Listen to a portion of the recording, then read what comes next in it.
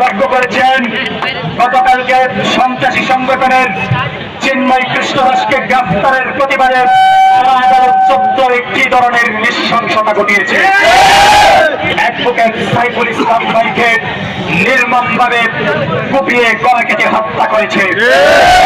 সুস্থ মানুষ, কোন সুস্থ মস্তিষ্কের মানুষ, কোন সুস্থ ধারার সংগঠনের পক্ষে এটা চিন্তাও সম্ভব নয়। তারা আমরা যেটা দেখেছি, মিডিয়াকে লক্ষ্য করেছে, স্পষ্ট প্রশাসনকে লক্ষ্য করে গুলি ছুঁড়েছে। তাদের এত বড় হত্যা প্রত্যেকে এসেছে, তাদেরকে কারা ইন্ধন দিচ্ছে? যে আওয়ামী লীগের প্রেতাত্মা সন্ত্রাসী গোষ্ঠী তাদেরকে মদত দিচ্ছে, অর্থায়ন করছে, তাদেরকে অস্ত্র সরবরাহ করছে, অনতিবিলম্বে তাদেরকে গ্রেফতার করতে করেছে। কিন্তু আমরা লক্ষ্য করছি এই ফ্যাসিস্ট হাসিনার কুসর্চা রয়েছে।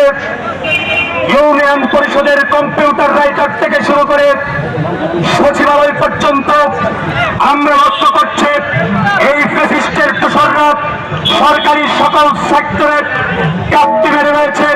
তারা এদেশের বিভিন্ন নামে বেনামে সংগঠনের মাধ্যমে বিভিন্ন অযৌক্তিক দাবি দেওয়ার মাধ্যমে এদেশকে অস্থিতিশীল করার পায়তারা করছে। তারা ষড়যন্ত্র করছে, তারা আক্রান্ত হচ্ছে। এর অংশ হিসেবে আপনারা লক্ষ্য করেছেন ইসকন ঐক্যবাদী সন্ত্রাসী সংগঠন তারা বিভিন্ন অযৌক্তিক দাবি নিয়ে তারা রাজপথে অহেতুক বিশৃঙ্খলা সৃষ্টি করে আসছে। আপনারা লক্ষ্য করছেন আমরা মিডিয়ার ভাইদের মাধ্যমে দেশ বিদেশের সর্বোপরি মানুষের কাছে আমরা স্পষ্ট মেসেজ পৌঁছে দিতে চাই। আপনারা লক্ষ্য করেছেন 5ই আগস্ট বিপ্লবের পরে এদেশের তৌহিদি জনতা, এদেশের কওমি ছাত্র জনতা, এদেশের সকল স্কুল কলেজ বিশ্ববিদ্যালয়ের শিক্ষক শিক্ষার্থী আপামার জনসাধারণ তাদের মন্দিরগুলি কিভাবে পাহারা দিয়েছে।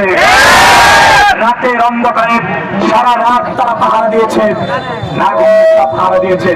কিন্তু আমরা কি লক্ষ্য করলাম? তারা ষড়যন্ত্রের অংশ হিসেবে পরিত্যক্ত মন্দির ভাঙচুর করে আমাদের উপর দায় চাপানোর চেষ্টা করে।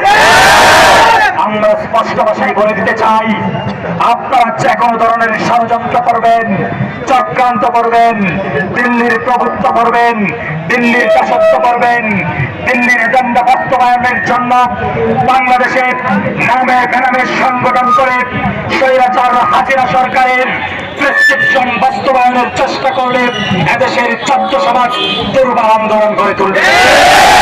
হাসিনা যেভাবে পালিয়েছে আপনারাও হিন্দুদের গর্ত খুঁজে পাবেন না পালানোর জন্য।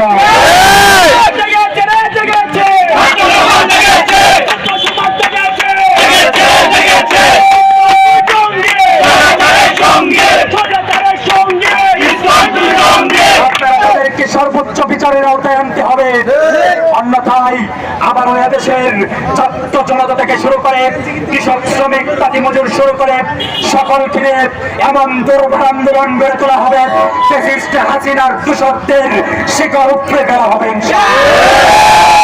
সর্বোপরি আমি আজকের কর্মসূচিতে সকল ধরনের সর্বস্তরের ছাত্র জনতা অংশগ্রহণ করে প্রোগ্রাম সফল করার জন্য আমি সকলকে ধন্যবাদ জানাচ্ছি এবং সকলকে সর্বোচ্চ সতর্কতা অবলম্বন করার জন্য নিজ নিজ জায়গা থেকে সর্বোচ্চ সতর্কতা অবলম্বন করবেন সেই দিক নির্দেশনা আগামী দিনে যদি আগামী 24 ঘন্টার মধ্যে এই ইসকনের সাথে যারা জড়িত তাদের যে অফিস রয়েছে অন্যায় ষড়যন্ত্রমূলক কর্মকাণ্ড পরিচালিত হয় তাদেরকে গ্রেফতার করতে হবে এবং তাদেরকে বিচারের আওতায় আনতে হবে। অন্যথায় এদেশের ছাত্র জনতা আবার নতুন অভ্যুত্থানের মাধ্যমে বিপ্লবী সরকার গঠন করবে এবং উপযুক্ত বিচারের মাধ্যমে সাম্য মানবিক মর্যাদা সামাজিক ন্যায় বিচারের ভিত্তিতে এমন রাষ্ট্র আমরা প্রতিষ্ঠা করব যেখানে এই বাংলাদেশ পৃথিবীর বুকে রিপ্রেজেন্ট করবে। আমরা যেমন ডক্টর ইউনূস পৃথিবীর বুকে যে দৃশ্যমান ভোকাল যিনি বাংলাদেশকে রিপ্রেজেন্ট করছেন, পৃথিবীর একজন ব্র্যান্ড হিসেবে যিনি আছেন, ওনাকে আপনারা সার্বিকভাবে সহযোগিতা করবেন। আমরা ওনার পাশে আছি ইনশাআল্লাহ। আশা করি আগামী দিনে এই বাংলাদেশের জনগণের চাহিদা অনুযায়ী রাষ্ট্র সংস্কার হবে।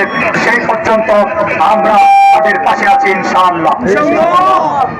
সর্বোপরি পরবর্তী যে কোনো কর্মসূচি আসলে কেন্দ্র ঘোষিত সকল কর্মসূচি আমরা সর্বাত্মক বাস্তবায়ন করবো। আপনারা আমাদের পাশে থাকবেন সেই আশা প্রত্যাশা ব্যক্ত করে সকলের সুস্বাস্থ্য কামনা করে সকলে নির্বিঘ্নে নিজ নিজ বাসায় যাবেন সেই কথা বলে আজকের প্রোগ্রাম এখানেই সমাপ্ত ঘোষণা করছি। ধন্যবাদ সকলকে, ধন্যবাদ আমার প্রিয় সাংবাদিক।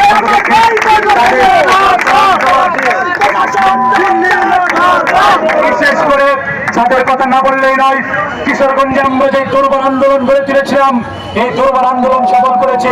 প্রশাসনের সকল ঝামেলা থেকে আমরা রেহাই পেয়েছি। আমাদের সাংবাদিক ভাইয়েরা আমাদের পাশে জবাবে ছিলেন। আগামী দিনেও সুস্থ সুন্দর বাংলাদেশ গড়ার নিমিত্তে ছাত্র জনতার গণ অভ্যুত্থানকে ধারণ করে নতুন রাজনৈতিক বন্দোবস্তের ক্ষেত্রে আপনারা ছাত্র জনতার পাশে থাকবেন, সার্বিকভাবে সহযোগিতা করবেন সেই আশা প্রত্যাশা ব্যক্ত করে আজকের প্রোগ্রাম এখানেই সমাপ্ত ঘোষণা করছে। সকলকে সংগ্রামী সালাম এবং বিপ্লবী অভিবাদন জানিয়ে আজকের প্রোগ্রাম এখানেই সমাপ্ত করছি। ধন্যবাদ সকলকে।